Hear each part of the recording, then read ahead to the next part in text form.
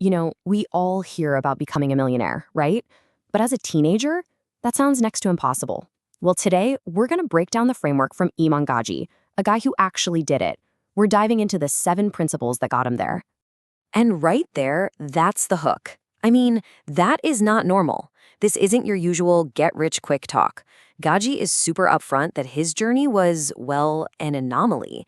And honestly, that's what makes this so interesting. He's not selling some pie-in-the-sky dream. He's laying out the mindset that made something completely abnormal possible. Okay, but before we jump into the principles, there's a big disclaimer we gotta talk about. He's the first to tell you that a huge chunk of his success came down to pure luck and timing. So think of this less like a guaranteed recipe and more like a playbook to help you be ready when your lucky break actually shows up. All right, so with that in mind, let's get into the foundation of how he did it. Okay, let's kick things off with principle number 1. And honestly, this one might be the most important, especially in our world of I want it now. So what does that even mean? To be a king, you must first be a pawn. Well, it's all about earning your stripes. It means you gotta be okay with starting at the very bottom, respecting the grind, and paying your dues. You just can't skip the line and expect to be running the show from day one. It doesn't work like that. And this really breaks down the problem Gadziji is talking about. You've got this modern mindset, the one you see all over social media, where everyone wants to teleport to the finish line. But then there's the pawns path. That's about embracing the grunt work, being the ball boy for the team, and actually learning to respect the process. He says there's a real honor in that, and he's not wrong. All right, so moving on. The next few principles are less about the process and more about building your own character and, well, focus. Next up, principle number 2. This one is all about perception. Look, when you're young, it's a fact of life. People are going to try to write you off just because of your age. So Gaji's advice is simple. Don't give them any extra ammo. He's talking classic, timeless clothes. Forget the big, flashy logos and the trendy stuff. The entire goal is to dress a little older than you are, so when you walk into a room, people take you seriously from the get-go. But what happens when you do start winning? How do you keep your ego from blowing up? Well, that's where principle number 3 comes in. Getting successful young, man, that can be a dangerous thing. It's so easy to start thinking you're invincible. That's exactly why you need something in your life that gives you raw, unfiltered feedback. Something that's not afraid to knock you down a peg. Combat sports?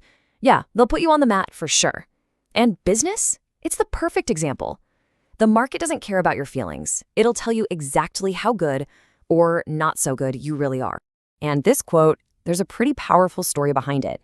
When he was just 17, Gaji hired his very first employee, and that person quit after just a couple of days. He said he was absolutely crushed. It was this massive, humbling reality check that made him realize, wow, I'm not the great leader I thought I was. That failure was a lesson he absolutely needed. Okay, rule number 4. This one is, well, it's pretty direct. And for a lot of people, it's probably the most controversial one on the list. The thinking here is pretty simple. It's all about focus. Gadzi's point is that your teens and early 20s, those are your absolute prime years for building something. And in his eyes, casual dating is one of the single biggest distractions that can derail you from that mission. So he basically lays out a choice for you. Either you find a serious, supportive day one partner, someone who's in it with you from the very beginning, which he says is priceless, or you just put your head down and go all in on your work. It's that messy middle ground, the casual dating scene, where he believes all your momentum just fizzles out. All right, let's get into the final stretch. This is all about not just getting successful, but actually keeping it and making it last. This leads us right into principle number 5, which you can see perfectly here. Keep your circle small, but your influence large. He makes a huge point about the difference between true friends, that tiny, super loyal group, and just acquaintances. It's fine to know a lot of people, to be friendly with everyone, but that inner circle, that needs to be a fortress. Okay, principle 6 gets a little more philosophical. It's about the psychology of having money and passing what he calls a test. See, making your first million is one thing, but can you keep it? Even better, can you multiply it? Gadzi truly believes that success comes with a test of your character. And if you haven't done the work, if you haven't been humbled, you'll lose it just as fast as you made it. And this quote just nails it. Anyone can get lucky once, but becoming a legend, that comes from doing it over and over and over again. Consistency, that's the real test. And that brings us to the final piece of the puzzle, number 7.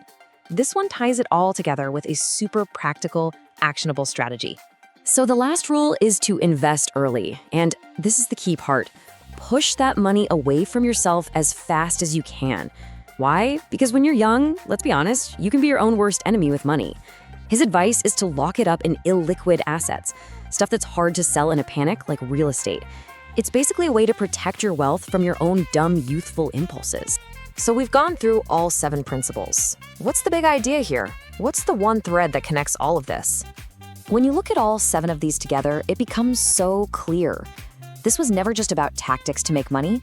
The real point is building the discipline, the focus, and the character you need to actually handle that kind of success, especially when you're young. It's about becoming the kind of person who not only deserves success, but is strong enough to hold on to it.